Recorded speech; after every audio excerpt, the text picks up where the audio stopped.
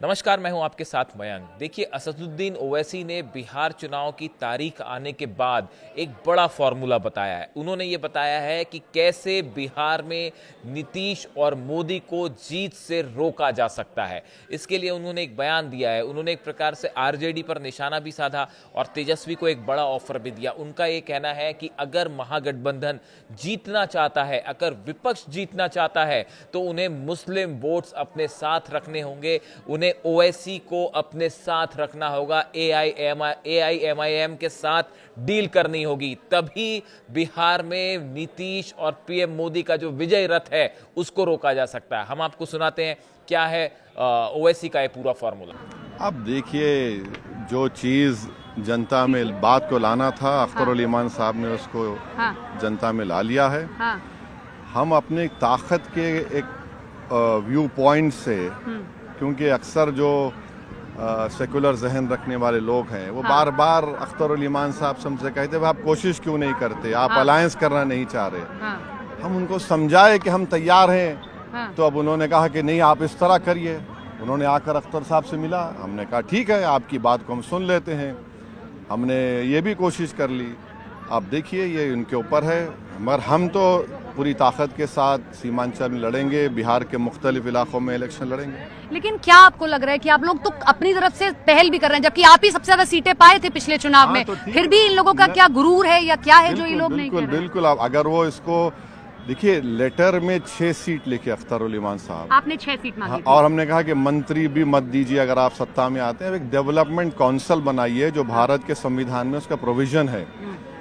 अब नहीं करते हैं तो ये जनता देख रही है कि वो ये नहीं चाहते कि जहां पर हर समुदाय की एक सियासी लीडरशिप है, वहां पर बिहार में और ख़ास तौर से सीमांचल में मुस्लिम अक़लियत की कोई पॉलिटिकल लीडरशिप उभरे।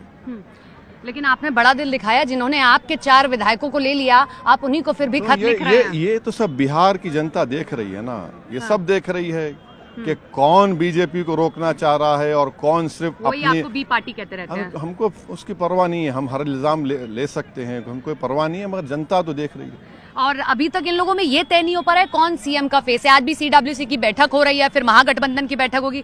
क्यों इन लोगों के बीच में इतनी खटपटाहट? हमको इससे मतलब नहीं, हमको मतलब लीडरशिप से है, हमको मतलब सीमांचल के डेवलपमेंट काउंसिल से है, हमको मतलब यहाँ पर जो डेमोग्राफिक डिविडेंड बिहार में है, 59% 25 साल से कम उम्र के नौजवान हैं, उनके लिए क्या कर सकते हैं, उनके लिए क्या करना चाहिए, तो जो नहीं हुआ हमको उसकी फिक्र। एक आखिरी सवाल, आई लव मोहम्मद पर बड़ा बवाल मचा हुआ है जो आप देख रहे हैं, उस पर क्या कहेंगे? देखिए, आर्टिकल 25 में फ्रीडम ऑफ रिलीजन है। कोई I love dash political leader लेके जाएगा तो फिक्र नहीं है किसी को। आप बताइए। लेकिन पुलिस नहीं, मसला कुछ नहीं है। वहाँ के सरकार ने, एडीजीपी साहब ने या कोई पुलिस के कहा कि हम नए पोस्टर्स को बर्दाश्त नहीं करेंगे। नया पोस्टर कहाँ है? देखिए, हम उनको भी और आपके जरिए से आपके देखने वालों को बताना चाह रहे हैं कि मैं मुसलमान उस वक्त तक नहीं जब तक कि मैं प्रॉफिट मोहम्मद को अल्लाह का आखिरी नबी नहीं मानता। उन्होंने मुझे बताया कि अल्लाह है, इसकी इबादत करो। उन्होंने मुझसे कहा कि आप मुझे सबसे ज्यादा चाहिए अपनी औलाद से, दुनिया की दौलत से बढ़कर। तो हमारे लिए सब मतलब कुछ, आप कह रहे हैं जानबूझ के किया? नहीं, सब कुछ हमारे लिए प्रॉफिट मोहम्मद है। अगर कोई पोस्टर बनाया है, एंटी नेशनल थोड़ी है। बताइए, एंटी नेशनल थोड़ी है? कोई एंटी नेशनल नहीं है। अगर चाहे हिंदू हो, बौद्ध मजहब का हो या कोई क्रिश्चियन मजहब का हो, वो अपने अपने आई लव यू बोल के लिखा, तो उसको भी रोक देंगे आप? लेकिन वो कहते हैं फिर जब सर तन से जुदा के नारे लगते हैं। अरे सर तन से जुदा तो वो गलत है, वो तो आप वायलेंस के लिए उकसा रहे हैं, हम उसको कंडेम करते आए। यहाँ पर हम कह रहे हैं कि हम मोहम्मद सल्लल्लाहु अलैहि वसल्लम से मोहब्बत करते हैं, तो मोहब्बत के भी खिलाफ हो। मोहब्बत करते हैं भाई, प्रॉफिट मोहम्मद सल्लल्लाहु अलैहि वसल्लम तो सबके लिए, वो तो प्रॉफिट ऑफ पीस है। इसमें कौन सा इलीगल बात है, कौन सा कानून का उल्लंघन हो रहा है? सरकार ने जानबूझ कर किया। ये तो इनको हर चीज उनको तमाशा करना है। आर्टिकल 25 में फ्रीडम ऑफ रिलीजन है। हाँ, अगर कोई जैसा आपने कहा उस तरह का ऑब्जेक्शन नारा बिल्कुल गलत है, वो धर्मांतरण की चीज़ है, कोई कुछ नहीं है ना, कुछ नहीं है। वी लव मोहम्मद सल्लल्लाहु अलैहि वसल्लम क्या है? आप यहाँ कितने मुसलमानों से पूछ लीजिए, तुम प्रॉफिट मोहम्मद को चाहते नहीं चाहते, सब कहेंगे आप रसूलुल्लाह सल्लल्लाहु अलैहि वसल्लम चाहते हैं। अब इसमें गुनाह क्या है? नहीं, इसमें गुनाह कुछ नहीं है। इसमें देखिए, समझिए, हम जो कलमा पढ़ते हैं कि अल्लाह एक है और मोहम्मद सल्लल्लाहु अलैहि वसल्लम उसके आखिरी नबी और प्रॉफिट है, वो तो हमारा ईमान का हिस्सा है।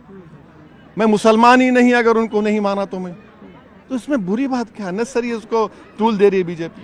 मैं पता है जल्दी हो रही। एक आखिरी सवाल, पिछली बार ये हुआ था कि इनके साथ नहीं तो कहीं और बात बन सकती है। आप अभी भी बात की जा रही थी आपके मन से कि हमारे बिना सरकार कोई नहीं बना पाएगा, ना बीजेपी ना आरजेडी ना कोई, हमारे बिना मुख्यमंत्री किसी का नहीं बना पाएगा। तो उधर जाने की नहीं, सुनिए, क्या वो शेर क्या है, वो आसमां और भी हैं, क्या है वो सितारों से जहां आसमां और भी हैं, बहुत है, कोई फिक्र की बात नहीं है भाई। हमारे पास जो है एक मंजावा सियासतदान अख्तर अली मान है, आफ्ताब साहब हैं, ये तमाम लोग हमारे हैं।